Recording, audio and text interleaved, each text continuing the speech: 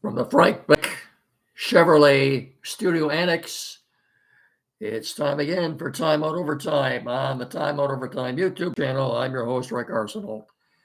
First things first, thank you so much for watching. And if you haven't done so yet, please, folks, get down there in that corner and smash the like and subscribe button. Thank you very much. I really mean that. Well, it's been a day. If you're just haven't really done a whole lot, just to watch football today. You had your fill. You had, well, so far you've had one NFL game and college football all day today on both ABC and ESPN. The game earlier, the first game of the day, the it's a triple header day exclusively on the NFL Network. And again, we had a stinker just like we had the two on Christmas Day with the Chargers disposing of the Patriots 40-7. New England was never in the game. And I don't know about you folks, unless we have a dog in the fight. Now, I can understand Charger fans watching this, probably delighted with what they saw, with interest. Unless you have a dog in the fight, unless the Lions are involved, I don't like watching games like this. I really don't. No way was it competitive. Now there's a game. Like I said, these three games are on the NFL Network exclusively. Okay, you want to listen to them on the radio, you have to get them up on Westwood One. That's free, by the way. Aren't many things that are free anymore, but you can listen to football on Westwood One radio. That's free. So there's a little bit of tip. You want to listen to games, and if you don't have the NFL Network. I think most people do. But two games coming up. In fact, there's one game in progress. Broncos and the Bengals just got underway, and then the final game tonight is the Cardinals at the Rams. A little after 8:00. Stinkers so far. And I think maybe the most competitive game of the day will probably be the one right now, Broncos and the Bengals. I don't think the Cards and Rams will be much of a game. We were talking this morning on Time Out. Who would you not want to see in the playoffs if you're the Lions? Probably the Rams. Sean McVay seems to be like every year this time of year has his team peaking at the perfect time, and they're doing it again this year.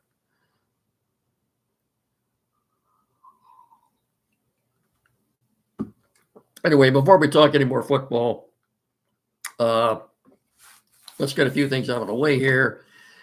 Michigan. They are currently, 9-3. They've got Western Kentucky coming to Chrysler. I believe that's the night game tomorrow night. I think it starts at 9:00. Michigan State, 10-2. They're playing Monday afternoon. I think that's a matinee. It gets underway about 3:00 when they will host Western Michigan. They're both still undefeated in Big Ten play. They're both 2-0. Red Wings lost last night to the Maple Leafs. Get in here, Miggy. I knew we were missing something here. Come on in here. Red Wings, yeah, they're what, 13, 18-4 now. Look, poor Todd McClellan in his presser yesterday. The poor guy looked tired, said he hadn't had much sleep in the last 24 hours. It's been very hectic for him and his assistant, Trent Yawney. He didn't have much of an effect on the game yesterday. He was having a press conference yesterday morning while the Wings were out having a morning skate the same day of the game. He said, McClellan, he's a very experienced head coach. He said it would take 6 or 7 games for them to get to know the players, and it would also take the same amount for the players to get to know him. So I really, before he can get anything turned around, I don't know what Steve Yzerman was thinking. If he was hoping that once McClellan came in, they were going to suddenly turn everything around and get a winning streak going. But boy, tough. Unless they can do a complete 180, I don't think the Wings are going to make the playoffs this year. In fact, I think the Pistons already have more wins than the Wings do. And they're going for a perfect road trip, a West Coast road trip tonight when they're in Denver to take on the Nuggets before they head home. Be nice if they could do it a clean sweep out west. These first 3 games out there have been very entertaining, actually. What do we got here? Well, let's look at the last 3 games. Last Monday, they beat the Lakers. Well, no, even before that, you go back to last Saturday, a week ago. Pardon me, in Phoenix, they beat the Suns 133-125. On Monday, they dispatched the Lakers 117-114. And Thursday night, they defeated the Kings 114-113 on Jaden Ivey's 4-point play with about 3 seconds left. Play that cost Kings head coach Mike Brown his job, as he has been fired. So can't blame the coach, but then again, you can't fire every player on the team either. The Kings play in a very tough competitive division. And while they do have a couple of good players, they're just not a very good team.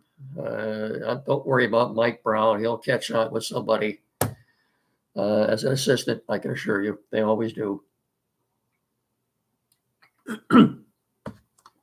Just like Derek Lalone. Well, I don't know if it's be this year or not, but I can assure you next year he will be with someone as an assistant. So don't feel too sorry for Derek Lalone. The poor guy was just in over his head. He's not head coaching material. That's all there is to that. So we've covered every U of M basketball, MSU basketball, Red Wings, Pistons. Pistons, as we speak, are 14-17. They win tonight, they'd be 15-17, and that 15th win would mean more wins than they had all of last year. Let's face it, are they better than they were last year? Well, yeah, duh. Yeah, they are. So, before we get to the Lions, talk any more football and, excuse me, Maggie, what's going to transpire tomorrow or the next couple of days? Let's do this. You know, like it might seem pretty balmy out there right now for this time of year. What are we, 50s today? Sunshine in and out. Really pretty nice, decent day today. It will be tomorrow, too. We've got some rain coming in tomorrow. 10 days from now, though, what are we talking about here? The first full week in January, folks, it's going to be cold. Bitterly cold. So here we go again, typical of Michigan weather. We're either well above or well below normal. Rarely ever are we normal around here. You can say that just about everything, I suppose. But where am I going with all this? Well, if you haven't done so, cold weather is going to be here before you know it. It always is this time. Hey, look, folks, if you haven't done so yet, you need to get to the service department. You need to get to the service department of Frank Beck Chevrolet and make an appointment to make sure your vehicle is ready for the winter weather ahead. You really got to do this. Yeah. Let them get in there and check the strength of your battery, your belts, your hoses, wiper blades, antifreeze, and more. You know, plus now is the perfect time to get that new set of tires so you don't go slipping and sliding down the highway.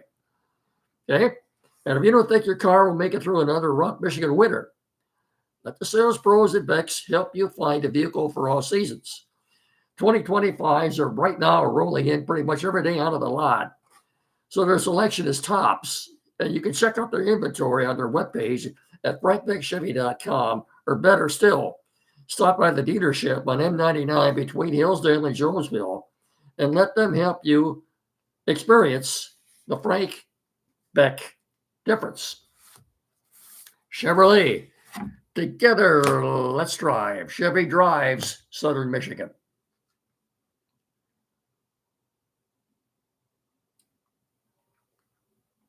Well, that's good. It's just water. So we had a couple of games on the NFL schedule for tomorrow that have been flexed.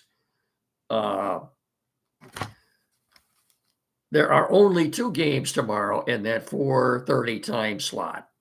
Well, between 4 and 4:30. You've got the Dolphins and Browns in Cleveland, which was actually supposed to be on Sunday night tomorrow night. That got flexed out. That got flexed out of there, and they pushed that to 4:05 tomorrow. Dolphins and Browns.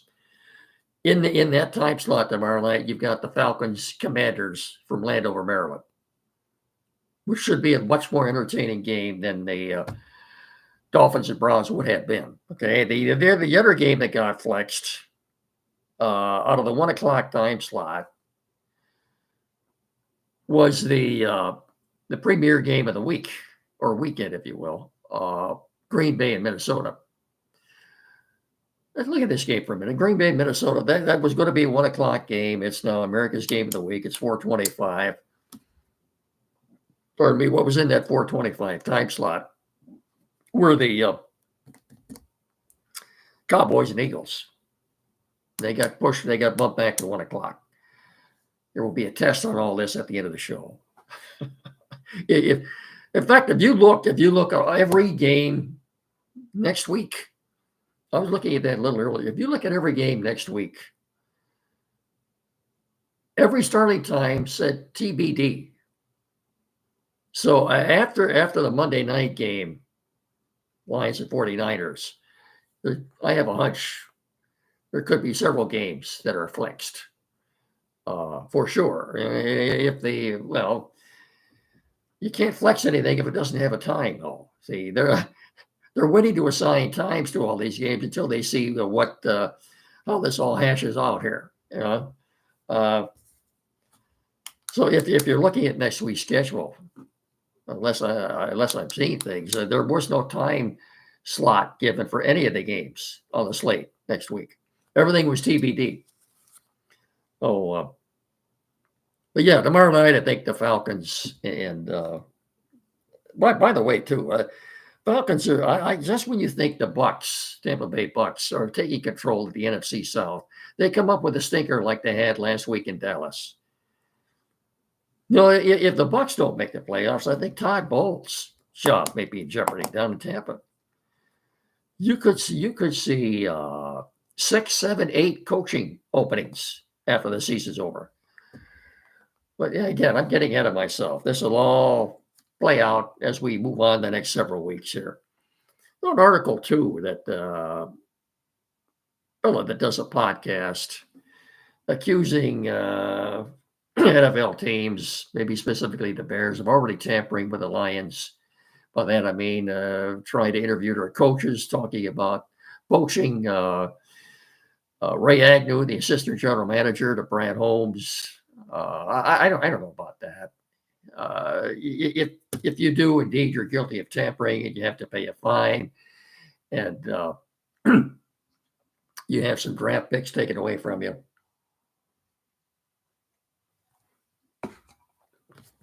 I don't see any evidence of that. Really, I really don't. But as far as this Green Bay Minnesota game goes, people ask me too. Now Minnesota obviously has a lot to play for. What about the Packers? Here, let's look at this a minute. What about Green Bay? Well, if the Packers win tomorrow and the Lions win Monday night, the Packers will be one game behind the Vikings. Head to head, they would have split their 2 games this year. Then if the Lions beat the Vikings, and if the Packers and Lions both win this week, their game against the Vikings on January 5th won't mean a whole lot for the Lions because they will have already wrapped up the number 1 seed of the NFC and get the bye week and blah, blah, this and that. So if the Packers do have something to play for, though, theoretically, they could still overtake the Vikings. Right now, the Vikings have the 5th seed. The Packers have the 6th, and the Commanders have the 7th. Yeah, those are the 3 wildcard teams.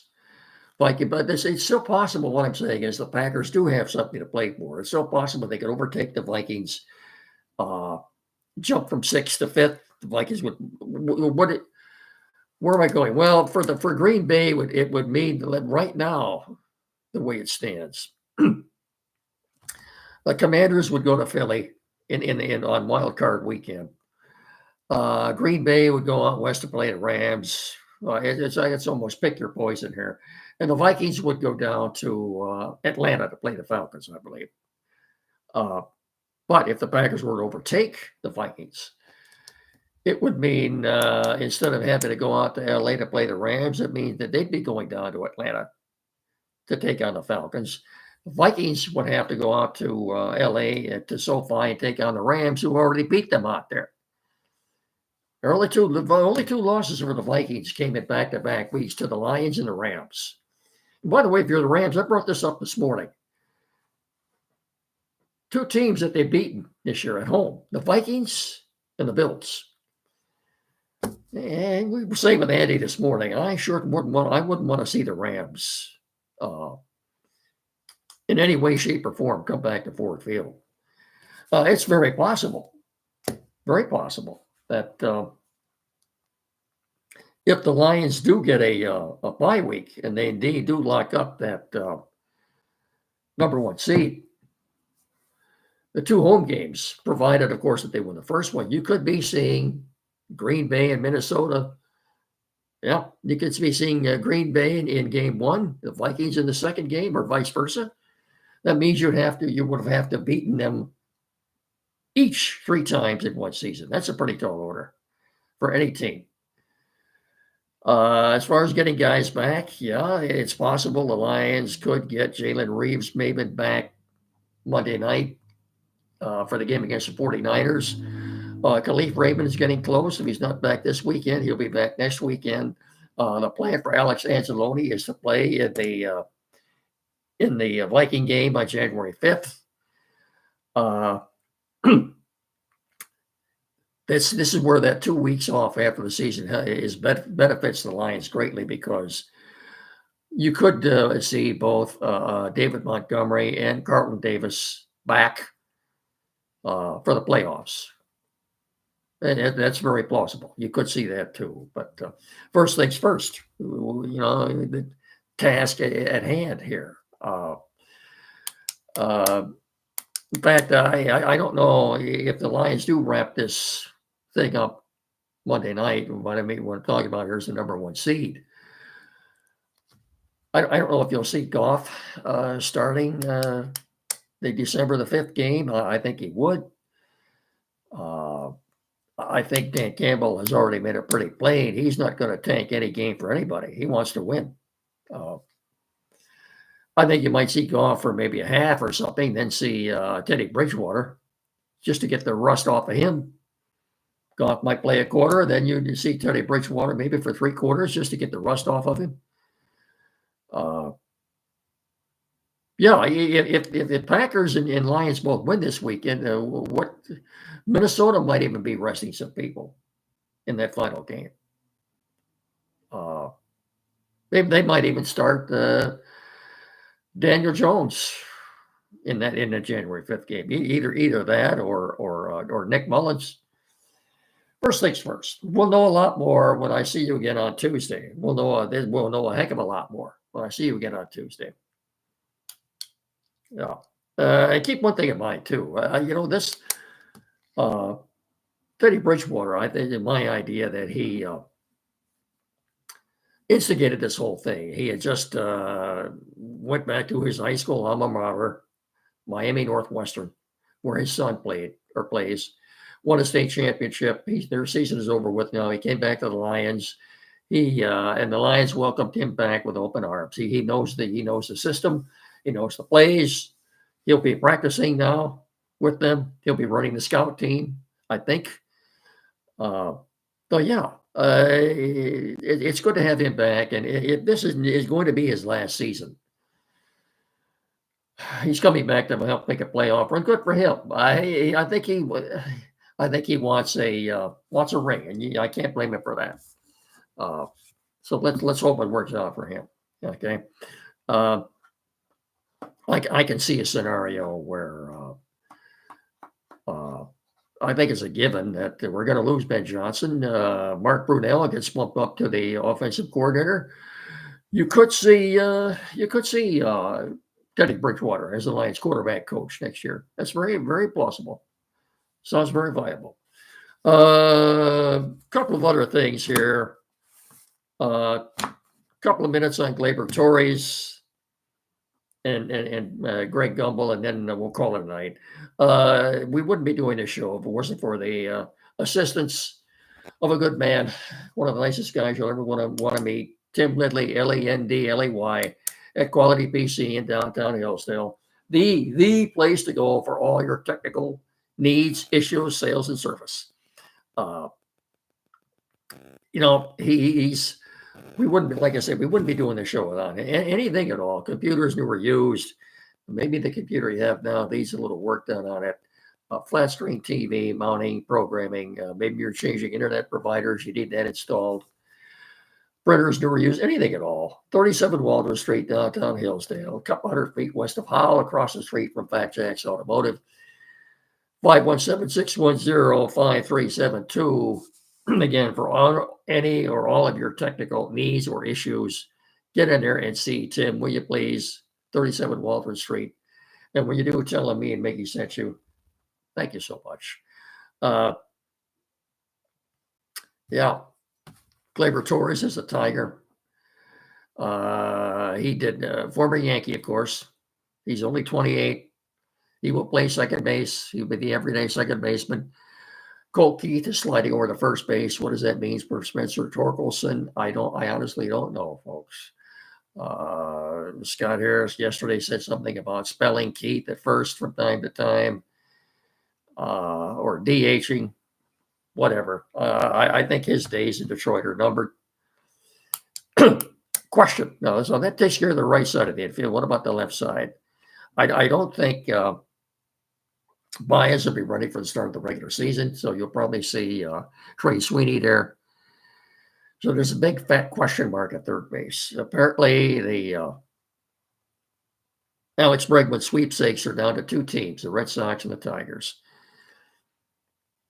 I think this is going to go, as I said this morning on the show with Andy and Martin. I think what will happen is they could take this. I don't think whoever Bregman signs with, either the Red Sox or the Tigers, I don't think it'll happen until maybe halfway through spring training. And he obviously isn't going to get as much money as they're asking for. He'll be 31 in March. Well, I can't see a 6 or 7 year deal. I just can't. It's such hard to fathom that. Harris also said that after the first of the year, they'll be meeting with the 23-year-old Japanese pitching sensation, Sasaki. They will be making a presentation to him. Maybe their feeling is, we're going to lose. They're already assuming, as they probably should, that they're going to lose Tarek Skubal. Well, maybe they're going to throw all their money at this Sasaki kid, see if he accepts what their presentation they will be giving him after the first of the year. We'll see where that goes. So as far as the Tigers go, the outfield is set, but there's still a big fat question, and the right side of the infield is set. There's just a big fat question mark at third base right now. Remember too, the Tigers have really, because Matt Verlin can play the outfield, play fairly decently. The outfield is set. They've got 5 outfielders: Green and Meadows and Wenzel Perez and Carpenter. And like I said, you throw Verling in there, he would be he's also in the mix at third base. He could spell Bregman from time to time over there. We'll see. Martin, I tend to agree with Martin. Bregman has a relationship with AJ Hinch. I think this will get done eventually, but it might not be until we're halfway through spring training. But I think when the season starts at Dodger Stadium in LA, I don't know the exact date, March 26th, I think it is, maybe.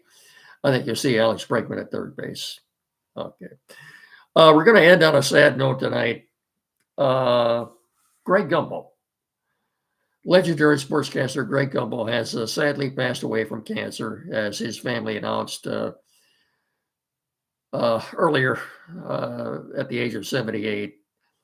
He's the older brother of former Today Show anchor Bryant Gumbel.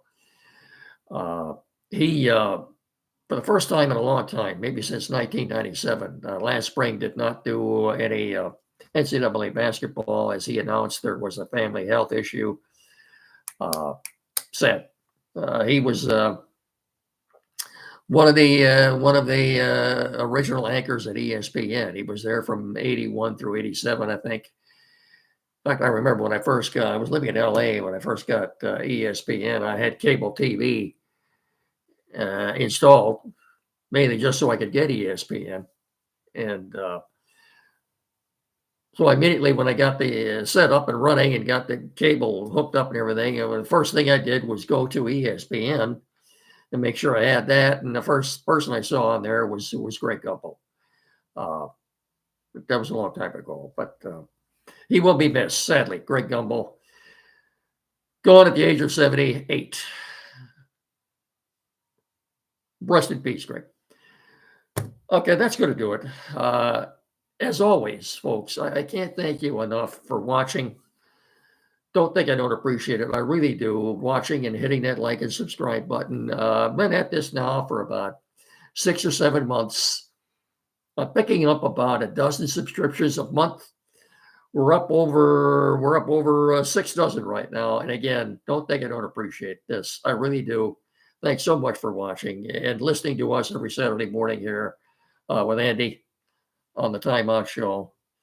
Your support, your loyal support is greatly appreciated. It really is. And I'll be with you again on Tuesday. And by the way, I'd like to remind you too, because of the holidays, something has come up next week. I'm only doing 2 shows next week, Tuesday and Thursday. And then the week after that, the first full week in January, we'll be getting back to our normal schedule of Monday, Wednesday, and Friday.